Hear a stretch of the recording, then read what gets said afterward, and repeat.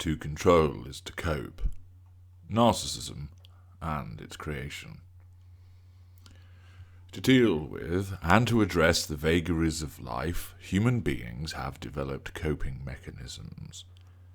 These coping mechanisms vary in terms of their extent of their use, their impact on the user, the impact on others, and the frequency of their deployment.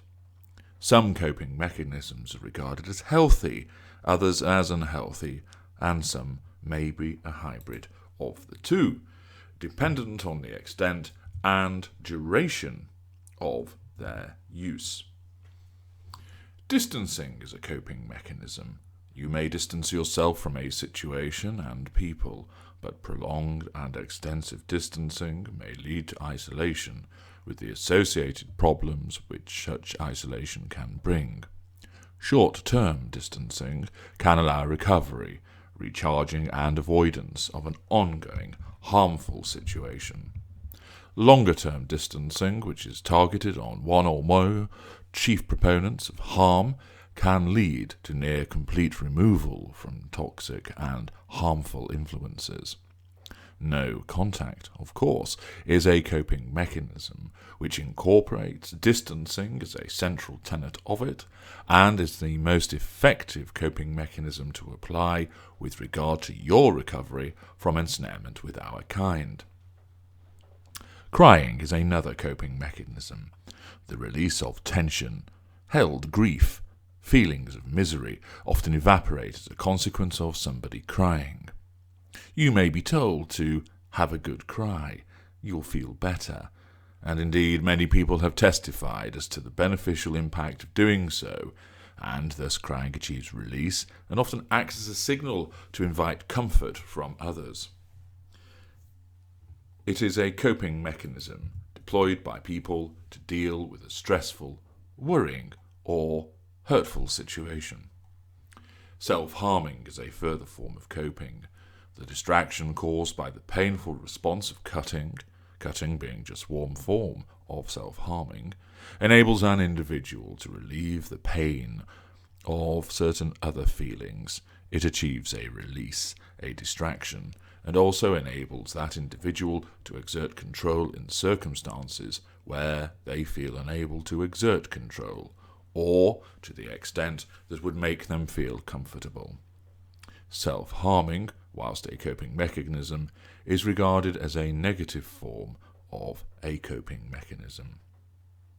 Expression of feelings. Being able to talk it out and air your feelings is a coping mechanism also.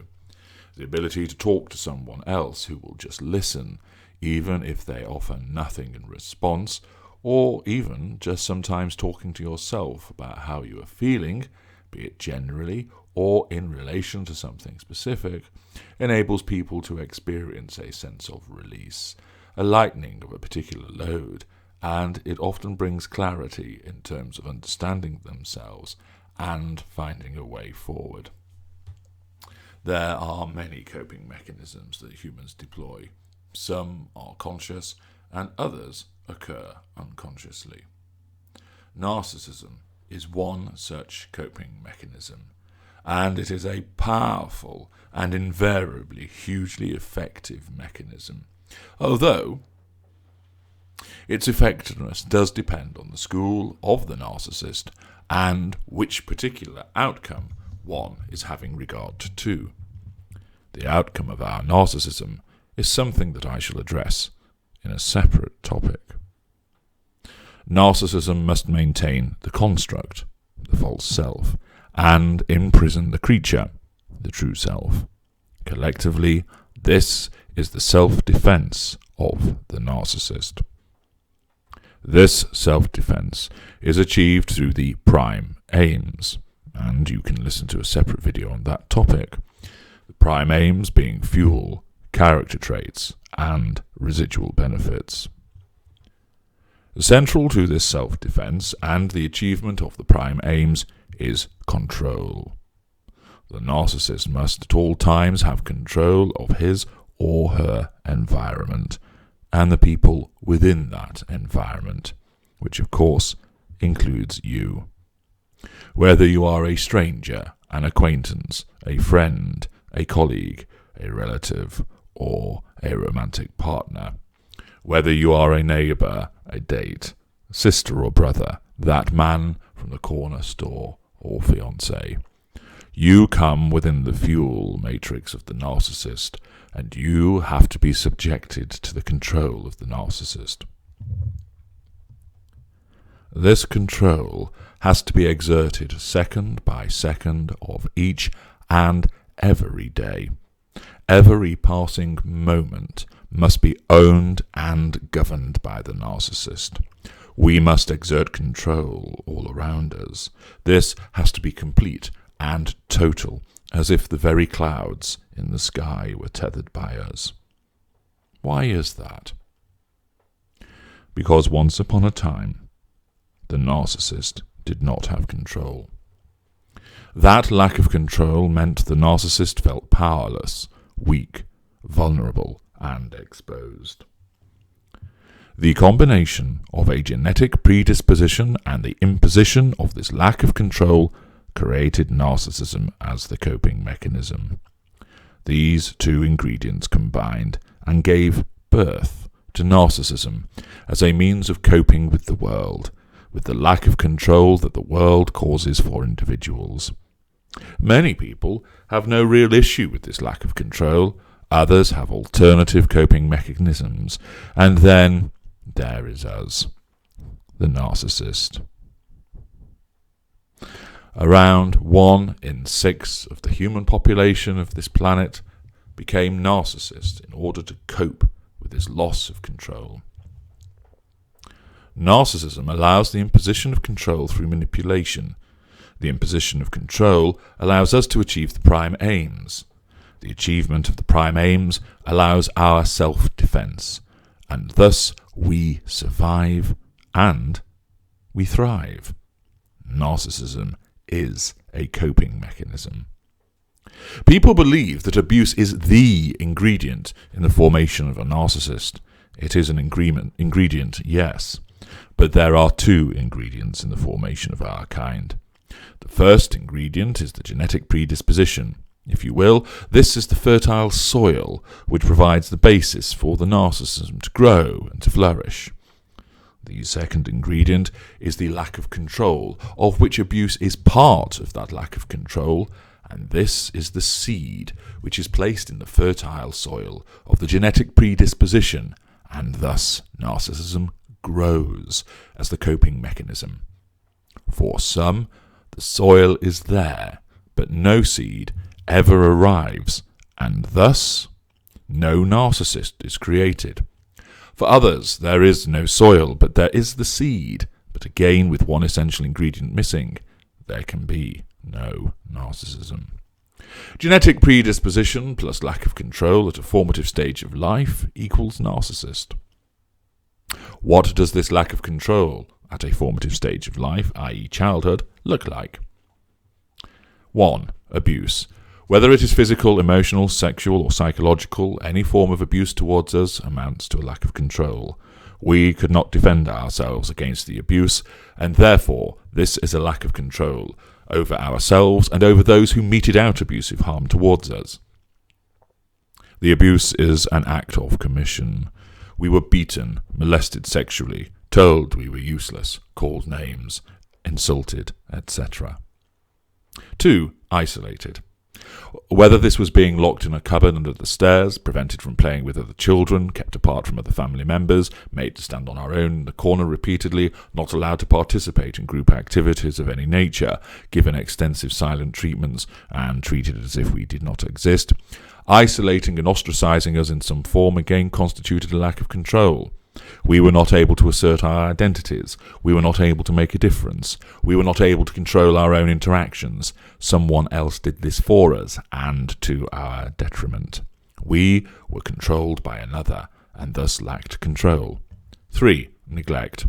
Whilst there may not have been abusive acts of commission, there are abusive acts of omission. Therefore, we were not given a safe environment. We were not taught effectively, be it about facts, relationships, behaviour, responsibility, being a good citizen. We were not emotionally supported. We were not fed, clothed, or protected. We were not kept clean. We were not bathed. We were not shielded from an abuser of commission, or we could roam wherever we wanted, at whatever time of day or night, no matter where that might take us.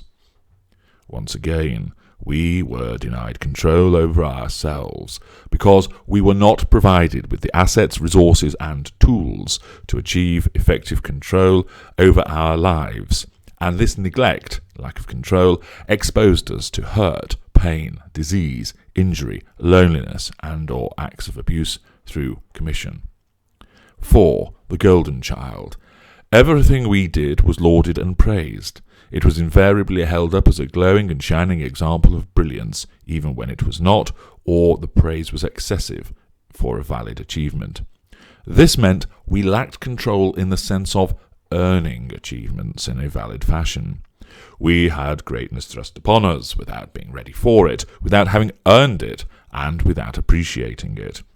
Everything came to us too easily, and this also amounted to a lack of control. We had no control over the outcome from our endeavours. The outcome was decided for us by someone else. We felt no compulsion to achieve and apply endeavour, because whatever we did, bad, mediocre, or good, it was met with accolade, praise, and a lavishing of, "How brilliant!" We were denied the ability to control our own destiny. We, of course, had been painted white, and no matter what we did, it was always seen as brilliant. Number 5. Shifting sands. Where we experienced shifting sands, we had a lack of control because the environment around us at that formative stage lacked constancy. One day the sun shone, and the next day, even though everything else appeared to stay the same to us, there was a thunderstorm.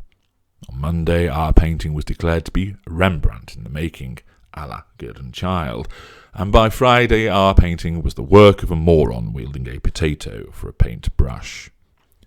The application of black and white thinking by the aggressor created an uncertain environment, one of push and pull, idealization and devaluation, and we had no control whatsoever on which version was going to appear to us. There was a lack of control in our lives through uncertainty, unpredictability, and those shifting sands. Number 6. B graders. It's good, but not good enough. You can do far better.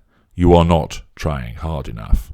You are letting yourself down, but moreover, you are letting me down. We were never given the A grade, always the B grade, maybe even B+. Close, but no cigar. These phrases and those similar to it encapsulate the loss of control felt by those who are the B graders. Each time the hill was climbed and the summit anticipated, another hill suddenly appeared. The effort was okay, decent enough, acceptable, but never that which met with total approval. Keep going, learn more, be faster, run quicker, swim stronger, climb higher, shine brighter. Achieve, achieve, achieve. There was no control because we were never allowed a moment to settle, to make our own decisions. We were always pushed, pulled, driven on. We were not given a moment to cherish that which had been achieved and to reflect upon it. We could not establish our own parameters of achievement and satisfaction, but instead we were always beholden to the standards of another, which ultimately proved to be unobtainable standards, and thus we had no control. Number 7. The facsimile. We were shaped to be precisely like the aggressor. Sometimes this was entirely at the behest of the aggressor, and sometimes we saw how this individual behaved and decided, I want that power too. Usually this was unconsciously done, but sometimes, as was the case for me, consciously. Whilst you may think that a conscious decision to copy the aggressor and thus seize power was a form of control, it was not. This was actually a product of the already establishing narcissism, and thus a symptom rather than a cause. where the aggressor caused us to be moulded just like them, forming our opinions, our views, our behaviours, our likes and dislikes, what we wore, what we ate, where we went, what we did. And in some instances, alongside this, there was an unconscious decision to mimic and copy those behaviours and characteristics. Once again, we were denied control. Thus, whether we came from an impoverished background, a gilded background, a seemingly run-of-the-mill normal background, any and all of these environments had the potential to cause a lack of control in our lives. This is why narcissists can form from any background, whether viewed as good, bad, or seemingly indifferent. Take this lack of control and add it to the genetic predisposition, and thus our coping mechanism of narcissism was given birth to. Narcissism became our way of coping with the world. Narcissism allowed us to exert control. A lack of control equates to a lack of power. A lack of control equates to being vulnerable. A lack of control equates to being weak. A lack of control equates to being worthless, meaningless, and unimportant. When we lack control, we start to fade and will no longer exist. A lack of control now returns us to the lack of control back then. This must never happen for too long, and thus we were formed from this lack of control, adding to our genetic predisposition towards narcissism, and in order to survive and thrive, we must never, ever lack control. For if it persists, well, then it ends. We must have absolute control, and that means absolute control over you, him, her, them, but most of all, you.